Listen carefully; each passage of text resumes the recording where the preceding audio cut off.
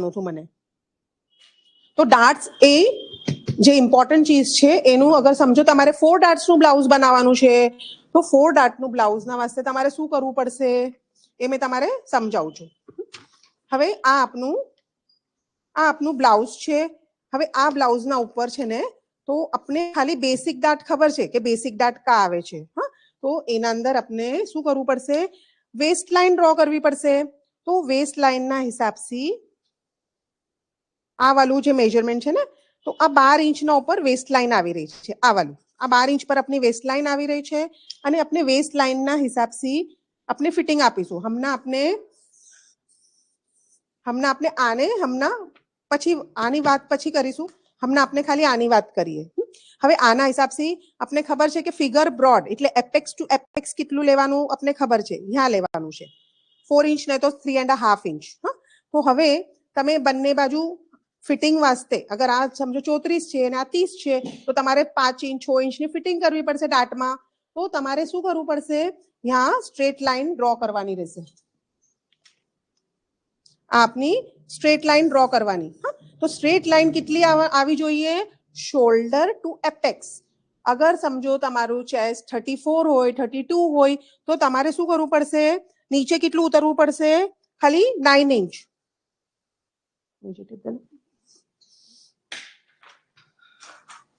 આજો અહીંયાથી તમારે આ આપનું શોલ્ડર પોઈન્ટ છે. દેખો આ આપનું નેકલાઇન છે અને અહીંયાથી આપણે 9 ઇંચીસ ના આસપાસ આપનું ફિગર ડાઉન છે. હા, આ આપનું એપેક્સ પોઈન્ટ છે. હવે આ એપેક્સ પોઈન્ટના હિસાબથી હવે આ આપનું ડિસ્ટન્સ કમ છે, આપણે અહીંયા લઈ લઈએ એપેક્સ પોઈન્ટને થોડું શું, કેમ કે આ કમ નાની સાઈઝ છે ને તો નાની સાઈઝના હિસાબથી આપણે એપેક્સ પોઈન્ટ થોડું શું ઊંચું લઈ લઈએ, અહીંયા લઈ લઈએ. તો સમજો આપનું આ એપેક્સ પોઈન્ટ છે તો એપેક્સ પોઈન્ટના હિસાબથી આ એટલા ડિસ્ટન્સના ઉપર જ તમારો ડાર્ટ આવવો જોઈએ, यहाँ સુધી ના આવવું જોઈએ. તો હવે આપણે આને જ્યારે ડાર્ટ લઈશું, ધીસ ઇઝ ફ્રન્ટ બોડીનું મેં સમજાવી રહી છું. આ ફ્રન્ટનું સમજાવી રહી છું. તો તમારે 4 ડાર્ટ સમજાવી રહી છું. તો આ ફર્સ્ટ ડાર્ટ આવી ગયો તમારો. આ પોઈન્ટના બદલે આપણે 1 ઇંચ નીચે ઉતરવાનું આ પોઈન્ટ. પછી આપણે આને નામ શું છે, બેસિક. આને શું કહીએ છીએ, બેસિક ડાર્ટ. પછી આ વાળું જે ડાર્ટ છે ને આ વાળું આને શું કહીએ છીએ, સેન્ટરમાં ફ્રન્ટમાં છે. ફ્રન્ટમાં ડાર્ટ છે ને આ ફ્રન્ટ છે, આપણું ફ્રન્ટનો ભાગ છે. તો ફ્રન્ટ ભાગના અંદર ખાલી 0.5 ઇંચની સિલાઈ માર્જિન મૂકવાની. આમાં 2 ઇંચ 2.5 ઇંચની બટન પટ્ટી નહીં રાખી શકતા, પછી મૂકવાની. તો આ વાળું જે છે એ બટન પટ્ટીના વાસ્તે સિલાઈ છે. અહીંયા ખાલી 0.5 ઇંચ લેવાનું છે. અને મેં તમારે પહેલા જ કીધેલું છે કે તમે હાફ બોડી બ્લોક બનાવીને જે આપનું બ્લાઉઝનું માપ છે, સમજો આપના બ્લાઉઝનું વેસ્ટ લેન્થ 15 છે તો તમારે એ 1 ઇંચ મોટી રાખવાની છે અગર તમે શોર્ટ બ્લાઉઝ બનાવતા હોય તો. પછી શું કરવાનું છે, મોટી કેમ રાખવાની છે, કેમ કે આપણે ડાર્ટ લઈશું તો બધી બાજુથી કમ પડી જશે કપડું, એટલે 1 ઇંચ વધારે રાખવાનું છે. પછી આને શું કહીએ છીએ આપણે, સેન્ટર ફ્રન્ટ. હા, આનું નામ છે સેન્ટર ફ્રન્ટ. હવે આ જે ડાર્ટ છે આ આમોલ ડાર્ટ છે. આ આમોલ ડાર્ટ બી અહીંયા આવીને સ્ટોપ થઈ જશે, અહીંયા સુધી નહીં આવે. અને એનું બી 0.5 ઇંચની જ માર્જિન આવશે, વધારે માર્જિન નહીં લેવાની. કેમ કે તમે જ્યારે આને સીવશો તો તમારું કપડું બી આમોલ બી કમ પડી જશે. પછી આમોલ અગર કમ પડી રહ્યો છે તો શું કરવાનું મેં કહીશ તમારે. તો કેવા ડાર્ટ થયા, basic dart, centre front dart, આમોલ ડાર્ટ અને સાઇડ ડાર્ટ. વધારેમાં વધારે બ્લાઉઝીસમાં બેસિક ડાર્ટ હોય છે અને સાઇડ ડાર્ટ હોય છે. હવે આ સાઇડ ડાર્ટ બી આ બંનેનું સેન્ટર લઈને સાઇડ ડાર્ટ આપવાનું. આ બંને જે છે તમારું વેસ્ટ અને આમોલના વચમાં લાઈન આપીને આ બેસિક આપનું સાઇડ ડાર્ટ થઈ ગયું. આ સાઇડ ડાર્ટનું તમારું આવી રીતના બ્લોક તમારું બનશે. આ છે 4 darts, 1 2 3 4. Basic dart, centre front dart, આમોલ ડાર્ટ, આર્મ હોલ ડાર્ટ અને સાઇડ ડાર્ટ. અને સાઇડ ડાર્ટ કહીએ છીએ. હવે આ બધી ચીજોને જ્યારે આપણે સીવીએ છીએ બ્લાઉઝને તો તમે અહીંયાથી સીવી શકો છો. સમજો કે તમારું બ્લાઉઝ લંબુ છે, હા, તમે શોર્ટ બ્લાઉઝીસ તમારે લોંગ બ્લાઉઝીસ બનાવવાના છે તો આ તમારે શું કરવું પડશે, આ તમારી હિપ લાઇન છે, આ તમારી હિપ લાઇન છે, બરાબર. તો આ હિપ લાઇન છે ને એના ઉપર જ તમારો ડાર્ટ આવવો જોઈએ, નહીં તો પછી હિપ્સમાં ટાઈટ થઈ જશે, સ્ટમકમાં ટાઈટ થઈ જશે. તો તો તમારે શું કરવું પડશે? અહીંયા 5 ઇંચીસ લેવું પડશે ખાલી. 7 ઇંચીસનું હિપ છે તો તમારે 5, યા પછી 6 ઇંચીસનું છે તો એનાથી નાનું. તો આપણે કેટલું લઈશું હવે આનું? આ નાની સાઈઝ છે તો આપણે લઈશું આનું 4 ઇંચીસ. તો હવે આનું તમારે આવી રીતના તમારું ડાટ આવશે. કેમ કે આપણે થોડા સા લંબા બ્લાઉઝ પહેરે છે.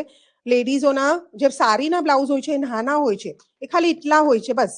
તો આપણે લંબા બ્લાઉઝ બનાવી રહ્યા છે તો આપણે થોડું શું બેસિક ડાટ यहाँ સુધીનું લઈશું. તમે પૂરું યાસી લેવા જાશો, કોઈ યાસી ડાટ લઈ લે છે તો પછી એકદમ ટાઈટ થઈ જાય છે 4 ડાટ્સ. તો તમારે આવી રીતના ડાટ્સ લેવાના છે. અને यहाँ જ્યારે કપડું કમ પડે છે 0.5 ઇંચનું, તો સીવા પછી તમે એને થોડું શું यहाँ શેપ આપી શકો છો 0.5 ઇંચનો, બીકોઝ આપણે એને મેચ કરવું પડશે. અને यहाँ આપણે ઓલરેડી 1 ઇંચ લંબુ રાખેલું છે, કેમ કે यहाँ અને यहाँ બંને બાજુ સીવાશે, 1 ઇંચ નાનું થઈ જશે તમારું. એટલે આપણે ફ્રન્ટ જ્યારે બનાવે છે ત્યારે બ્લાઉઝના અંદર 1 ઇંચ લંબુ રાખવાનું હોય છે. 15 હોય તો 16, રાઈટ? અને અગર 20 હોય તો 21. તો આ છે 4 ડાટનું બ્લાઉઝ. તમારે ફિટિંગનું બ્લાઉઝ બનાવવું હોય તો 1 ડાટનું બનાવી શકો છો, 2 ડાટ્સનું બી બનાવી શકો છો, અને it depends upon your style.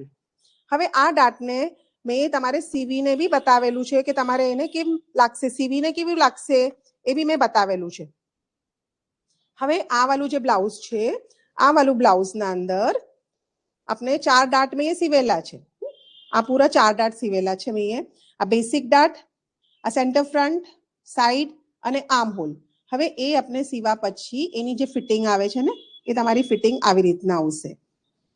એ જ બ્લોક છે, એ જ બ્લોકના અંદર આવી રીતના તમારી પૂરી બ્લાઉઝમાં ફિટિંગ આવશે. તો તમે આવી રીતના 4 ડાટ્સ બનાવી શકો છો અને પછી આવી રીતના શેપ આપી શકો છો આના સાથે લેવલ કરવાને. અને પછી અહીંયા નીચે બી તમે અહીંયાથી શેપ આપો છો ને, તો અહીંયા તમારે થોડું શું રાઉન્ડ કરવું પડશે, થોડું શું શેપ આપવું પડશે. એને છે ને બેકના સાથે મેચ કરવાને, બીકોઝ અહીંયા ડાટ એટલો આવી ગયો છે, આ એટલો ડાટ આવી ગયો છે, તો આ ઉપર થઈ ગયું. તો તમારે શું કરવું પડશે? બેકના અંદર છે ને થોડું શું આમ શેપ આપવું પડશે એને મેચ કરવા વાસ્તે. તો આવી રીતના 4 ડાટ્સનું બ્લાઉઝ તમારે બનાવવાનું રહેશે. અને એ મેં સીવીને તમારે વિડીયો બતાવેલી છે, એમાં સમજાવેલું છે ડીપના અંદર. અને સીવા પછી આપણે અહીંયા બટન પટ્ટી કરવાની રહેશે. પહેલાથી આપણે બટન પટ્ટી નહીં કરી શકતા, સીવા પછી કરવાની છે. ઓકે, હવે આપણે મેગા સ્લીવ્સનું શીખ્યું, 4 ડાટનું બ્લાઉઝ શીખ્યું, 4 ડાટ્સનું આખું એક્સપ્લેનેશન કર્યું મેં, અને એને કેવી રીતના તમારે કટિંગ કરવાની છે અને કેવી રીતના એને સ્ટિચ કરવાનું છે એ તમારે મેં વિડીયોમાં બતાવી દીધેલું છે. હવે મને તમારે